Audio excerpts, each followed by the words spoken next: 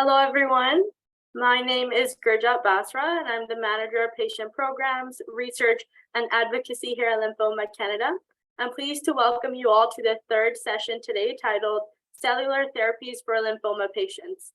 So cellular therapy is a type of treatment which modifies a patient's immune cells to treat cancer. This session will cover how these cellular therapies are designed, manufactured, and used in the clinic to treat lymphoma. Before we begin, I just wanted to mention again that this session is being recorded and the recording will be available on our website afterwards, and you will be notified via email. At the end of this presentation, we will have a few minutes to take patient questions, and you can leave it in the Q&A box, which should be at the bottom of your screen. So without further ado, today we have here Dr. Kevin Hay, who is a clinician scientist at the Terry Fox Laboratory and Leukemia Bone Marrow Transplant Program of BC. Dr. Hay's research focuses on understanding the unique toxicities associated with CAR T, as well as the development of novel CAR T cell therapies. So thank you so much, Dr. Hay, for joining us today, and I'll pass it over to you. Okay. Thank you very much for the invitation to present here tonight to everybody. I see the attendees numbers still going up fairly quickly. I think that might be that people are still joining the meeting. Should I wait a little bit? The session is being recorded, so for the sake of time, I think we can get started. Okay, all right. I will go ahead and get started. So yeah, thank you for allowing me to present here at this Lymphoma Canada webinar. It's a great opportunity to talk to you about, basically what's happening here in Canada with cellular therapies for lymphoma, and to hopefully answer some questions you might have concerning this. So these are my disclosures of different companies I've worked with. Most of these are companies that work in the field of CAR T cell therapy. And part of being a clinician scientist in this field is having to work with some companies to try to, get these therapies to patients earlier. So I'll do a brief outline of what I'll chat to you guys tonight about. Basically, we'll start by describing what cell therapy is and, what is available for lymphoma, and with a particular focus on this thing called CAR T cells, or chimeric antigen receptor T cells, which I think is the main thing that people think about these days a lot when they're talking about cell therapy for lymphoma. Then I wanted to walk you through a typical patient journey to CAR T cell therapy, then go over some of the side effects of CAR T cell therapy and what is done to manage them, and then leave a good amount of time here for some questions at the end as well. So what is cell therapy? It's the idea of using cells to either recover from or prevent a toxicity caused by some other therapy. So a classical example of this is how we use autologous stem cell transplant. Now, what autologous means is it's from the self. And so in an autologous stem cell transplant, what we do is we take out the blood stem cells from a person, and then we give them a high dose of chemotherapy that would normally be toxic to those blood cells. And then we replace it again with these stem cells, and we're able to, in this way, recover from the toxicity of this high dose of chemotherapy. Now, this has been a mainstay of treatment for relapsed lymphomas for a long period of time, and still is for certain types of lymphomas like T-cell lymphomas and a few other situations. So this is still a key kind of tool in our toolkit of a way of treating lymphomas, and this is something that's actually cell therapy. I'm not going to talk too much about this today, but I'm happy to answer any questions you might have about autologous stem cell transplant. The next thing is a way of treating the cancer directly, and an example of this is these chimeric antigen receptor T cells, or CAR T cells. And I'll go into more detail about this as we go on further. And the idea behind this is using the cells of the immune system to try to, actually act against the cancer itself. Or you can think about it as both. And this example here is allogeneic stem cell transplant, or this is where you get a stem cell transplant from a different healthy donor, somebody who might be related to you or unrelated to you, but who we've matched very closely genetically. And the idea behind this is that we're able to then give that high dose of chemotherapy, similar to that autologous stem cell transplant, but also that new immune system in that person's body actually acts and treats and gets rid of any residual cancer cells. So it's kind of like it's doing both at the same time. Now, as I said, all of these therapies have some sort of a role in treating lymphoma. I would say for most lymphomas, allogeneic stem cell transplant is a fairly rare thing to do, mostly related to the fact that there's a lot of complications that can result of this kind of therapy, but it is something we do still consider in certain types of lymphomas. So let's kind of focus in on CAR T cell therapy. Now, what is CAR T cell? Well, first of all, we have to know what a T cell is and what it really does. T cells are part of our normal immune system. It's part of what we call the adaptive immune system of our body, which basically recognizes and adapts to various different things in our environment. And so what a T cell is really designed to do is it targets other cells that are infected, or like with a virus or, various different other infectious agents, or even early cancerous looking cells. And the way it does that is it has this mechanism on the T cell normally that is able to recognize something that's present on abnormal cells, but not on the normal cells of your body.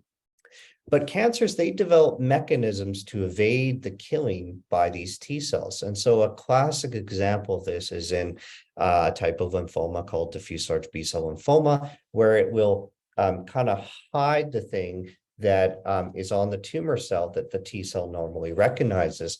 And so it can't really recognize that lymphoma cell as being abnormal. And so what a chimeric antigen receptor is it's a new receptor we put on the T cell that is able to redirect the T cells to recognize the cancer again. So basically you go from a scenario where these T cells are going around in the body and they're not really recognizing the cancer cells because the cancer's kind of hidden from them. And now suddenly it's able to recognize them and kill them specifically. So how is this actually done? Well, first of all, we typically do this with what we call autologous T cells. Now, there are other potential sources of the T cells that are coming in eventually to the clinic. And there's a lot of research going on with this of, making them from allogeneic sources like other healthy donors. But this is very complex and still in clinical trial and research development. But what's clinically available right now is the idea of making these autologous CAR T cell products, which is where you have a patient who needs the therapy. First thing we do is we assess them as to whether or not they can undergo this therapy. We then harvest those T cells from the patient. We then introduce this new CAR gene into the T cell. And the way we do this is usually using a viral vector that you see there on the top of my screen. And this is often something, basically with this viral vector is where it's just a way of getting the gene into the cell. It's what we call a replication incompetent, which means that once it gets into that cell, there's no more virus around. So there's no virus that actually gets into a person. It's just a way of getting the gene into the cell. And then the cells are growing up over a period of time, and then they're engrafted into the person. And the way this happens is we need to, first of all, do some sort of immunosuppressive chemotherapy, which basically, it's kind of like freeing up space in the patient to allow for this to happen. And then subsequently, the cells are given, and then the patient is monitored over a period of time. So I'll break this down a little bit further for you.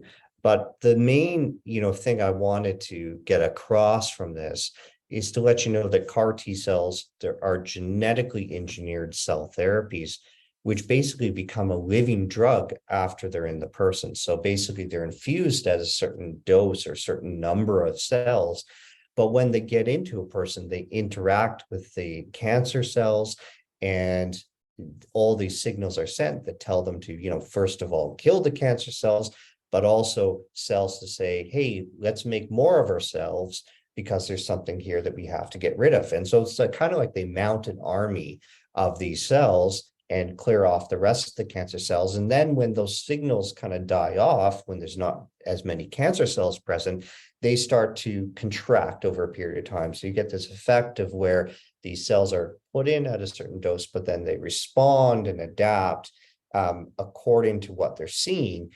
And what you have happening in some patients, and this is where there's still some research happening, is those cells will persist for a longer period of time in the body as a way of kind of detecting whether or not there might be further, cancer development in the future of this particular target. The longest recorded so far report we have of CAR T cells hanging around in somebody's body is about 10 years. So there was a report done in 2012 of where 2 patients received CAR T cell therapy. It was basically some of the first reports of active CAR T cell therapy. And we see there that there was a report then in 2022 in the journal Nature, where they showed that these cells were still hanging around 10 years later in at least 2 of these patients. So in order for CAR T cell therapy to work, it needs to have something be directed against that's on the surface of the cancer cell. And so what makes it this an ideal target? Well, first of all, you don't want to get rid of normal cells in your body, right? It wouldn't be good therapy if it got rid of your lungs or your liver or anything like that. So something that would be good is if it's absent on those non-cancer cells, or that absence of the normal cells is tolerated and manageable.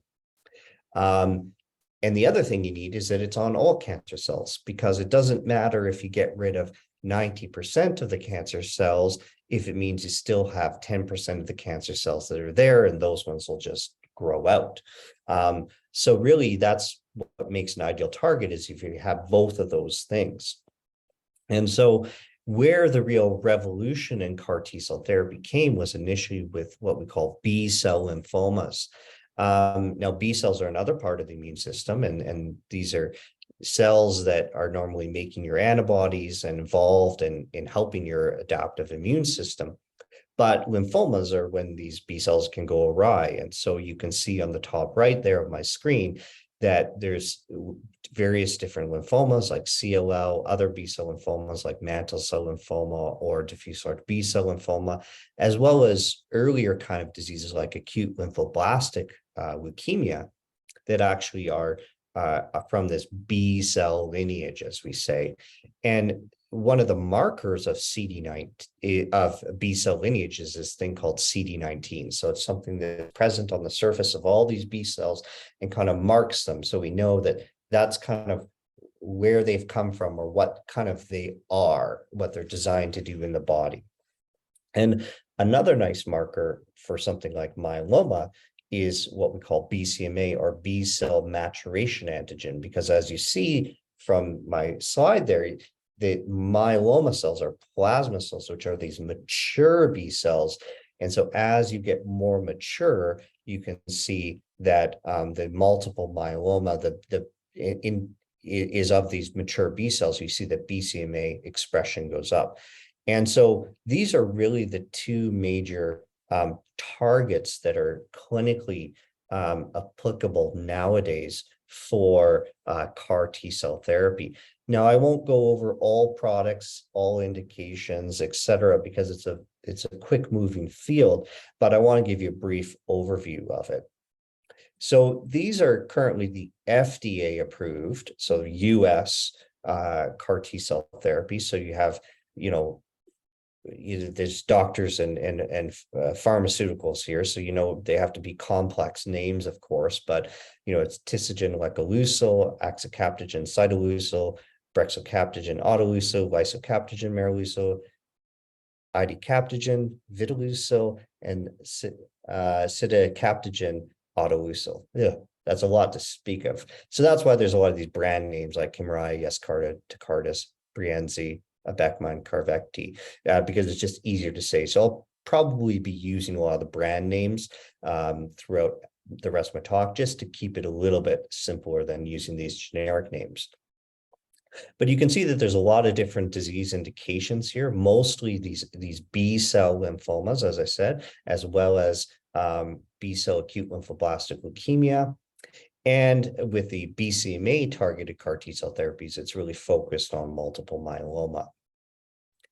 But we're not the US, right? We're Canada. And I know you had a talk probably, I think just previous to this one, about how lymphoma drugs are being, approved in Canada. And so you might have some of this already. But one of the key messages I want to get across is that drugs and healthcare products are regulated nationally. So you have this Health Canada, who's the regulator, but really delivered provincially. So each province has its own Ministry of Health, which manages the delivery of things like CAR T-cell therapy differently. And so that's why you see these differences regionally in actually CAR T-cell therapy implementation and rollout.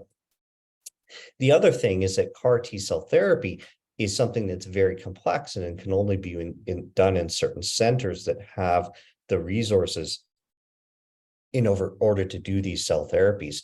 Now, as of 2023, these are the sites that I'm aware of that currently have CAR T-cell therapy that's commercially available. So 2 sites in Alberta, quite a few in Ontario and Quebec, and in Halifax. Now, I believe Saskatchewan might have been on board already now. I know Manitoba is moving towards it, as well as BC. So these gaps are really being filled in this year. In fact, BC, where I came from, I should mention that I've actually moved to Alberta recently. I think my introduction, I said I was still affiliated. I am still affiliated with BC, but I'm now actually at the University of Calgary and the Alberta Health Services. But BC actually has been doing clinical trials of CAR T-cell therapy for quite some period of time. So there are sites beyond this that can actually do it, but just haven't had access to the commercial products yet. So, the CD19 CAR T-cell products, Yescarta, Tecartus, and Kymriah, these are ones that are used most frequently across the country. The BCMA CAR T-cell therapies, so far as I know, are approved. But Cytosil, the one that's recommended, hasn't really been used as commercially yet. So these are the current kind of brief indications of CD19 CAR T-cell therapy in Canada. So Yescarta, Health Canada approved for second line. That means after one previous type of therapy. High-grade B-cell lymphomas, and provinces, I said, are working on funding and implementation. So it's currently given in third line because that's where the initial data was, but it's going to be moving towards second line, hopefully in the coming year. Kymriah is currently approved for third line high-grade B-cell lymphomas. They did have a trial that looked at second line therapy. However, this trial was actually what we call a negative trial, actually where it wasn't superior to the previous standard of care. So it has not moved that way. It's maintained at third line. And then Tecartus for mantle cell lymphoma. So this is kind of lymphoma specific. So let's start to talk about a typical patient journey for CAR T-cell therapy. Well, typically it starts out being only for patients for whom chemotherapy has not worked, so it's relapsed, or where the disease keeps on coming back. It's relapsed. Research is being done to put CAR T-cell therapy earlier in the treatment course for patients, as I kind of outlined already. And there is a fast pace of new indications and targets. And I just want to encourage you that your hematologist, oncologist will know if there's a CAR T-cell therapy available for your disease, and if so, at what time it is most appropriate to consider CAR T-cell therapy. Patient evaluation. So these cell therapies, as I mentioned, are done at specialized centers in Canada. often centers that have experience doing bone marrow transplant, because you need this specific experience in handling cell therapies. And you will need to be referred to and evaluated by a CAR T cell expert. So even though you might be seeing a lymphoma doctor, often sometimes they don't actually do the CAR T cell therapy themselves, and they might send you on to somebody who does CAR T cell therapy. Then if the CAR T cell therapy deems the patient as a candidate, the center will then arrange for a procedure called leukapheresis in order to collect the T cells to start the manufacturing process. And so that's that machine you see there beside that patient there. Basically, what that leukapheresis involves is you kind of lie down in a bed or sit beside the machine. If you have good veins, they put a needle in one arm and a needle in the other, and you sit there for about 6 hours while they collect the cells. Sometimes if they can't find a good vein, they'll put in a central line that they might leave for a bit longer, or they'll just take right out after they've done the collection. And then they send those cells off to start the manufacturing process. So the manufacturing process typically takes approximately 2 to 4 weeks or more. And this is during which time that whole aspect of the cells, getting that vector into them and then growing up is done in the lab. And during this point in time, really, it's important to keep the disease under control for long enough to buy time until the cells are made. So depending upon how aggressive the disease is, there may be a decision made as to whether we should give what we call some sort of bridging therapy, often with chemotherapy or radiation. And the idea behind this is that you're not trying to, get rid of the lymphoma entirely with this, but you're trying to control it so it doesn't grow anymore, or perhaps it even shrinks a little bit, just to enable you to buy more time to get that CAR T cell product back into your body. So, one of the questions I often get is, this is an immunotherapy. Why do we need to give chemotherapy as well? Well, once the CAR T cells are, confirmed and plans are in place, we give this lymphodepleting chemotherapy mainly to help the CAR T cells expand and engraft in the body. So what this does is it prevents rejection of the CAR T cells by the body. It basically, if you think about it, it's kind of like if you have a bath that's already full and you try to pour more water into it, things will just come right out of it, and you might not get what you want in there. But you kind of have to free up a little bit of space first so that you can actually get your cells in there. And so that's kind of what it involves. It's freeing up a little niche, freeing up a little space for these cells so that they can nicely engraft in the body and do that expansion they need in order to work. Now, a typical chemotherapy regimen here involves something called cyclophosphamide and fludarabine. And there's reasons why we've kind of settled on these two drugs. There might be various different doses that are used. Sometimes people can use other sort of lymphodepleting chemotherapy regimens as well. Another one that's sometimes used is a bendamustine-based one, for example. But I would say the majority of the regimens are this combination of cyclophosphamide and fludarabine. So the CAR T cell infusion itself is a little bit anticlimactic when it's kind of going in. It's given just kind of like a transfusion. It's actually sometimes a very small bag, 10 mils sometimes, or even 50 mils or something like that. It's a fairly small bag of cells that go in. It's infused pretty rapidly. And it can be done on an inpatient or outpatient ward. But it really depends upon the product that's being given, because there's certain products that are, a little bit riskier to give as an outpatient, and or certain products that are safer to give as an outpatient. And it depends also on the center and what the center has resources for. Now, when I say outpatient, it doesn't mean that you kind of like go to a pharmacy, pick up your CAR T cells and just kind of inject them yourself, or just have some nurse at some random clinic kind of inject them. It means at a center that has these good resources, CAR T cell experience, and ability to admit to hospital very quickly if needed. So it's not kind of your typical kind of like just going into clinic, seeing somebody and walking out. It's a more intensive outpatient sort of scenario that it involves. The next part is really the main sort of toxicity side of things that we see with CAR T-cell therapy. And basically what this is that during the first 2 weeks in the body, as I mentioned, these cells rapidly expand, make an army of cells that kill off the cancer cells. And the typical peak of this is somewhere around 7 to 10 days after the infusion. It depends upon the product. And during this time, the CAR T-cell team will be monitoring the patient very closely for acute side effects. The two main ones are these things called cytokine release syndrome, or CRS, and the second one's called ICANS, or immune effector cell-associated neurotoxicity syndrome. So what is CRS? Well, it's what we call super physiologic activation of the immune system.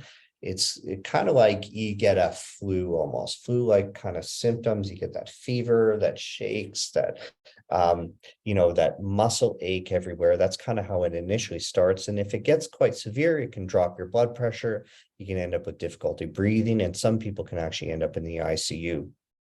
The mild version happens in the majority of patients, but in more severe forms can occur in 5 to 10% of people. And we treat this with an antibody that's against these things called cytokines. Cytokines are basically just these ways, these little proteins that are in our blood that are ways that cells communicate to each other. And so we kind of shut down some of these cytokines, and this helps improve things.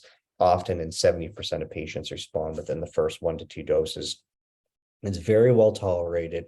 This tocilizumab medication doesn't appear to affect how well the CAR T-cell therapy works. So, if we see hints that the CRS might be getting more severe, we go ahead and give it fairly quickly here. And patients typically recover from CRS with no long-term issues. ICANS, or this neurotoxicity syndrome, has this weird long name because it can be almost any neurologic symptom after CAR T-cell therapy. It could be, difficulty thinking clearly, but earliest kind of forms of this is, having a tremor or difficulty writing. More severe things like a seizure or coma happen in less than 10% of people. Now, treatment of this is with high-dose steroids, and most people who recover from this have no long-term neurologic issues. We do really need more research on this in terms of follow-up, I think, but so far there's no indication that this is a huge concern. Now, one of the things we do to assess for this ICANS is we do this, what we call ICE score. So we ask you these questions when you're going through CAR T-cell therapy pretty much almost every day, to ensure that you're thinking clearly, that that we don't see any early signs of ICANS developing. So after CAR T-cell therapy, what's the typical sort of follow-up? Well, around day 28, once we've kind of assessed and deemed that those acute toxicities are kind of mainly been dealt with or mostly handled, we would then do an assessment of disease again by the CAR T-cell therapy and present sort of recommendations to the community hematologist, oncologist. And depending upon the setup in a specific region, because every region in Canada does this, it cares slightly different. The CAR T-cell therapy may want to see the patient every once in a while afterwards. So typical schedule would be something around like a month, 3, 6, and 1 year visit after CAR T-cell therapy. So basically the CAR T-cell center does that initial intensive month, and then they'd see them at month 3, 6, and a year. Sometimes seeing might be just a phone call or a Zoom visit, how we do a lot of virtual healthcare these days, but some sort of assessment as to how well they're doing.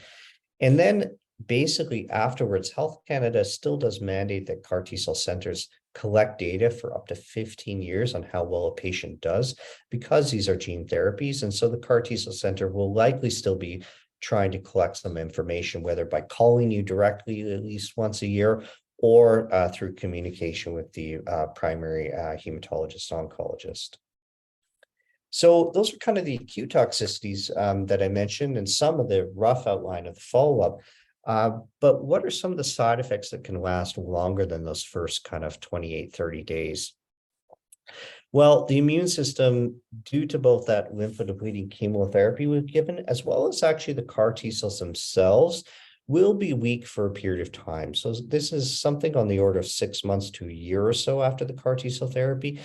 If you think about this, some of this is due to the body recovering from the disease itself and all the chemotherapy. A lot of patients who've received this therapy have undergone multiple other lines of therapy and feel quite beat up. So it does take some time to recover from this.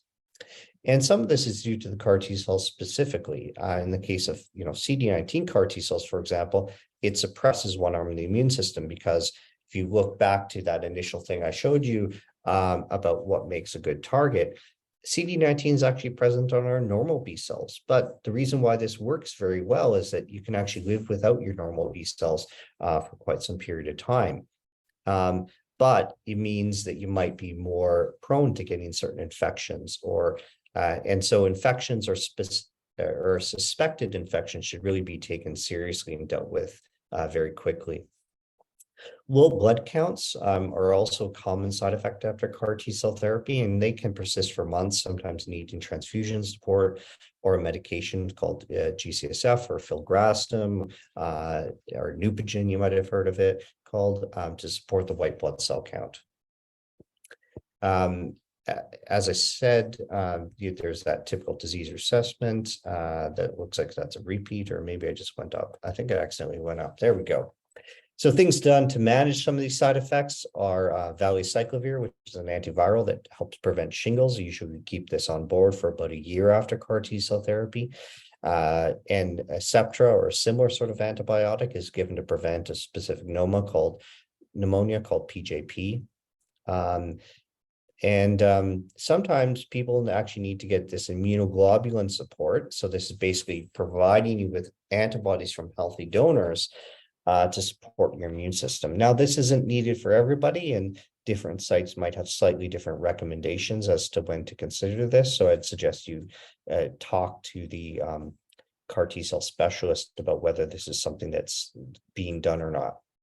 Most places do recommend revaccination starting about 6 months or later after CAR T cell therapy, as immunity may have waned and this is kind of similar to what we do with an autologous stem cell transplant, where we just revaccinate somebody as if they're kind of a baby again. Like it's like having a baby immune system almost. So all those immunizations that you get as a kid, we repeat them all again.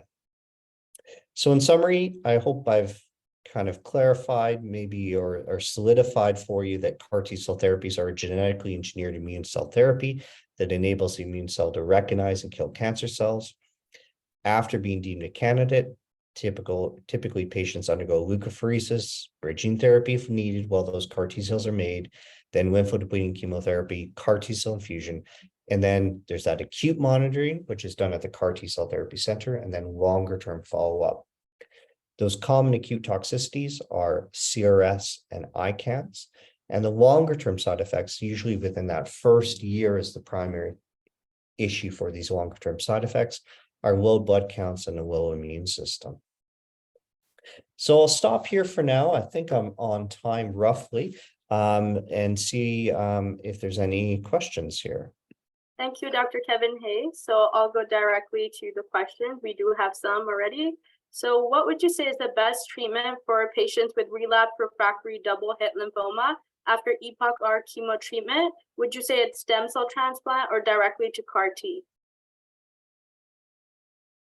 So for a double hit lymphoma, this is with both a BCL2 as well as a MYC rearrangement. Typically most centers will give their first line of therapy as being something similar to like EPOCH-R chemotherapy. The data today is showing more that second line treatment for this would be CAR T cell therapy.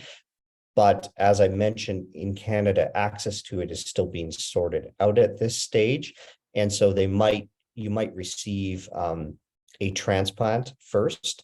The other thing is it depends upon how soon after the the chemo, that it's come back again. So if it's truly refractory, it would be CAR T-cell therapy, definitely. But if it's a relapse that's kind of 2 years later, this, or, even more than 1 year later, this would be something where actually a transplant is still more the standard of care. Okay, and do current blood tests successfully identify CD19 if it's present in the blood? So yes, so we do have flow cytometry that's being done. And this is something, so the question is, if it's in the blood, if the tumor's in the blood, or also CD19 if it's present on the tumor. So there's two ways we can look at this, something called flow cytometry and another thing called immunohistochemistry. So we can look at these, but pretty much CD19 is universally expressed on pretty much all tumor cells that are of the B cell lineage. So we actually don't need to test for it to really give CAR T-cell therapy. Okay, and the next question is, has CAR T been tried in treatment of relapsed Waldenström macroglobulinemia after standard treatment of bendamustine and rituximab? If so, has it been effective? So I think it has been tried in some Waldenströms. Usually it's after more than one line of therapy. So, there would have been multiple lines of therapy. I would say that it's not as commonly done because it's not as it's not as aggressive often, although there are some people with more aggressive Waldenströms, but it hasn't been as the numbers are pretty small. So I would say that in terms of like commercially, clinically available indications, that's currently not one, but there are kind of trials that are being done that may include Waldenströms. Thank you. And would you know if Newfoundland is working on getting CAR T in the province? Obviously, travel to another province is very expensive. So I can't speak to Newfoundland in particular. I think they often have a relationship, for example, with the center in Halifax, where they send transplant patients there to Halifax. So I think they're probably doing something similar for CAR T-cell therapy. But I can't really speak to Newfoundland's a particular thing in detail. What I can speak to is, these questions about access to CAR T-cell therapy. Most provinces have agreed, pretty much all provinces that I know of have agreed to provide CAR T-cell therapy for patients. And so even if they may not have access to it in their province, there might be a mechanism whereby they can do an out-of-province transfer of the patient so that they can get CAR T-cell therapy in a different province, or sometimes rarely in the US. But this is something that's province by province specific. Okay, and are there any age limits for candidates eligible for CAR T? So there's not really any age limits per se. I think the major thing that we consider when we're doing the kind of the evaluation of CAR T-cell therapy as who should be given CAR T-cell therapy is more of an assessment of what we would call frailty. So you can be old and not frail, or you can be young and frail, for example. And there are better and better assessments we're working on to try to understand who's frail and who's not. But that's really more where it comes down to. And if you have hypogamma IgG depletion, would you qualify if no other comorbidities?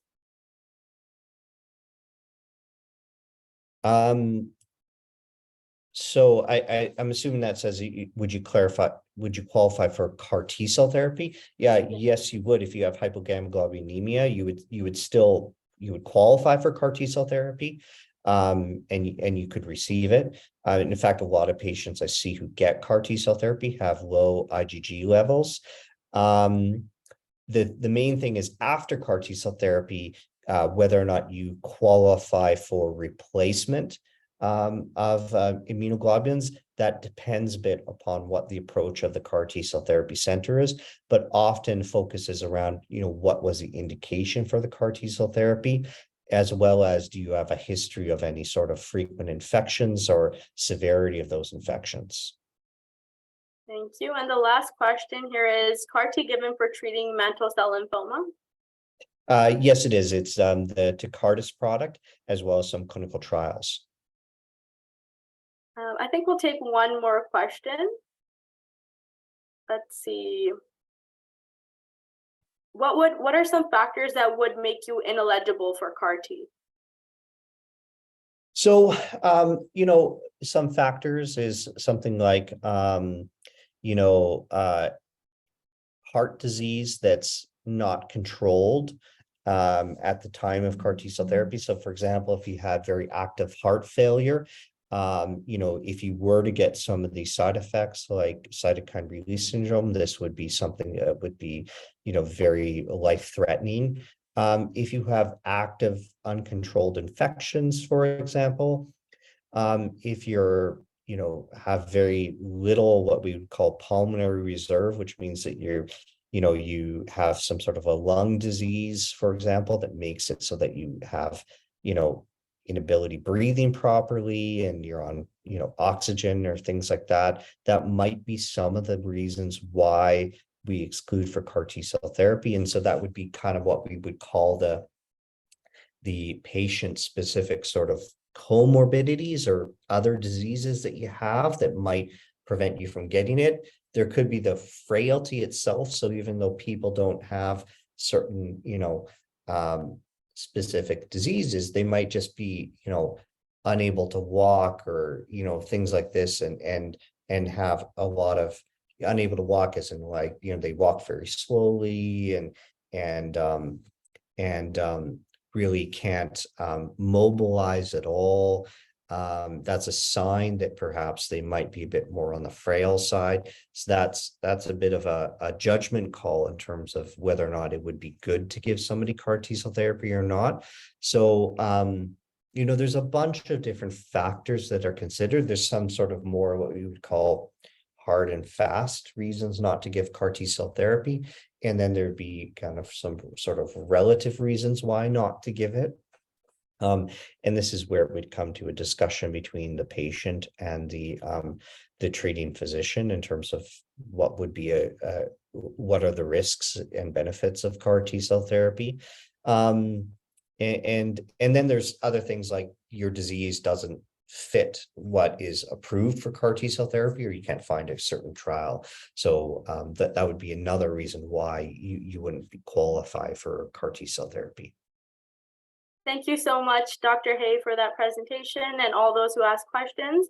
Now I would like to direct everyone's attention to attend the final session for today, titled COVID-19 Update for Lymphoma and CLL Patients. Thank you, everyone, and see you there.